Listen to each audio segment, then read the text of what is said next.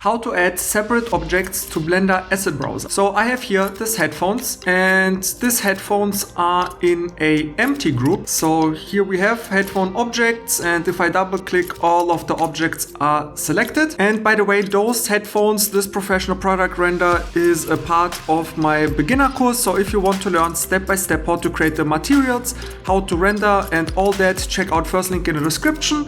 But we have here the headphone objects. So double click, everything is selected, and now press M to move it to a collection and create a new collection and call this collection headphones objects or whatever it is. Press OK, and now you have a new collection here with this empty and with all of those objects. Now you press right click on the collection and mark as asset. So you get this icon, and also just make sure, so just open here a new window, right? And go here to the asset browser and just make sure that it shows here up. And now very important, you have to save the file in your asset directory. So always if you save an asset, so mark an asset, you have to go to edit preferences. And if you go here down to file path, you have here the asset libraries.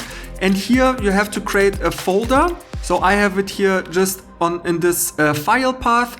So just create the folder Blender Assets or something, and then just press the plus and only select this folder. So make sure this folder is here. And now Control S, make sure everything is saved. And now if you press Control N to create a new file, again you drag a new window, and let's go to the asset browser and we go here to unassigned. And now you can drag and drop your object into the scene. And if you go here into the material preview, then materials are applied, but we have a problem. So we see that we don't have the separate objects. We only have this instance.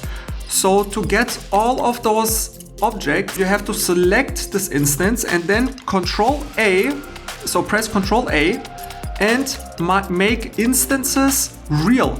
And now all of those objects are separate, but they are all over the place. So I just like to, while they are all selected, just press M again and create a new collection and call it headphones or something. And now you have a collection with your headphones, and you can use it in your scene, and you have everything separate. And if you enjoyed this tutorial and want to take your skills even further, check out first link in the description. My Blender course will guide you step by step to mastering photorealistic product rendering. So don't miss it out. Check out first link in the description box. Thanks for watching. Leave a like and see you in the next one. Bye.